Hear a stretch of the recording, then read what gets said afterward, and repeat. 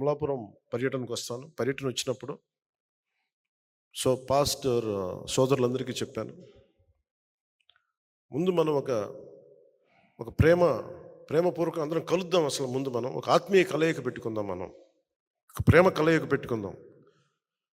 జనసేన అంటే కూర్చోబెట్టి వాళ్ళు చెప్తా ఉన్నారు, మీరు ఎక్కువ హిందుత్వ అని మాట్లాడుతుంటే నేను హిందుత్వ ఎక్కువ నేను మాట్లాడను. నా ఇంట్లో లేని నేను బయట ఎక్కడి నుంచి మాట్లాడగలను? నేను హిందుత్వం అనేది మాట్లాడానంటే నేను ఆ మతంలో ఆ ధర్మంలో పుట్టాను. నేను ఆ ధర్మాన్ని నేను గౌరవించాలి అని చెప్తూ నేను చెప్పాను. గుండె జబ్బులు, షుగర్, ఫెర్టిలిటీతో బాధపడుతున్నారా? ఆర్ఎన్సి super speciality hospital, Chintal, Quthbullapur. నేను ఓట్ల కోసం మిమ్మల్ని ఇప్పుడు ఓట్లు అడగను, మీకోసం నిలబడతాను.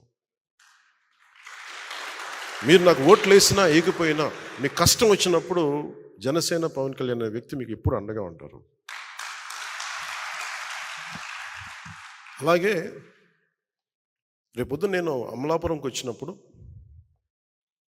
నేను ముందుగా మన క్రిస్టియన్ పాస్టర్ సోదరులతోటి సోదరిమణులతోటి ముందు మీతోటి ఒక సంపూర్ణంగా ఒక రోజు గడిపి నా కమిట్మెంట్ మీకు తెలియజేసుకుంటాను, నా ప్రేమ మీకు తెలియజేస్తాను.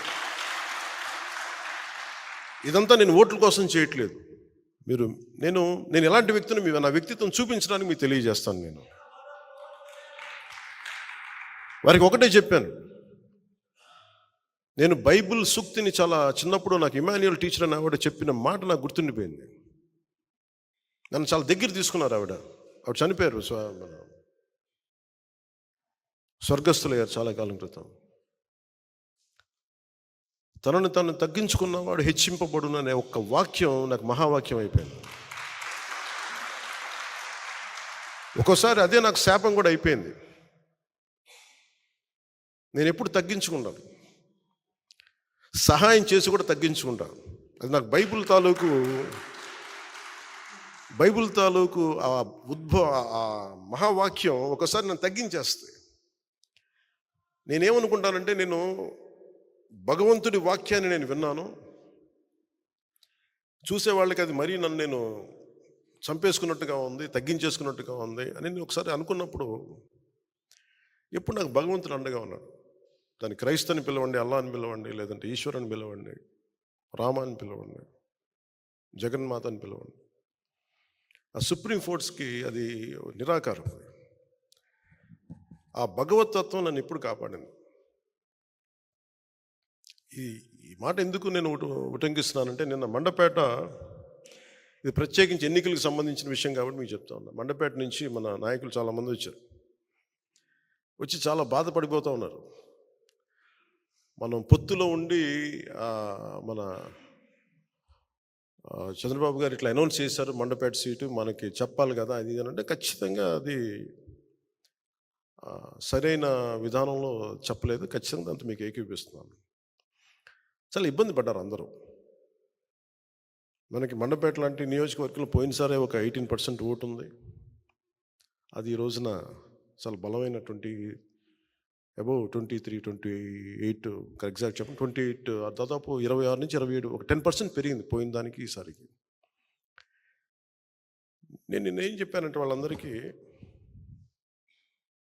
నేను కేవలం ఒక నియోజకవర్గాన్ని దృష్టిలో పెట్టుకొని మాట్లాడితే నేను నియోజకవర్గపు సంబంధించిన నాయకుడు అవుతాను. నేను బర్డ్ ఐ వ్యూ అంటే అది విహంగ వీక్షణ ఉంటుంది, లేదంటే బర్డ్ ఐ వ్యూ. ఆ బర్డ్ ఐ వ్యూ నుంచి చూస్తే తప్ప నేను రాష్ట్రాన్ని సంపూర్ణంగా చూడాలి. దాంట్లో భాగంగా ఒకసారి కొన్నిపాటి ఏరియాలో ఇబ్బంది కలగచ్చేమో, పొత్తు ధర్మం ప్రకారం అలా అనౌన్స్ చేయకుండా ఉండాల్సింది. నేను దానికి క్షమాపణలు చెప్తున్నాను. ఖచ్చితంగా నెక్స్ట్ మీటింగ్లో దాని మీద వివరణ ఇచ్చి దాన్ని ఎలా సరిదిద్దుతాం అని ఒక మాట ఇచ్చి పంపించాను. అలాగే వాళ్ళు అన్నది కూడా ఏంటంటే, మన నాయకులు కూడా ఇప్పటికీ 2 సీట్లు అనౌన్స్ చేశారు,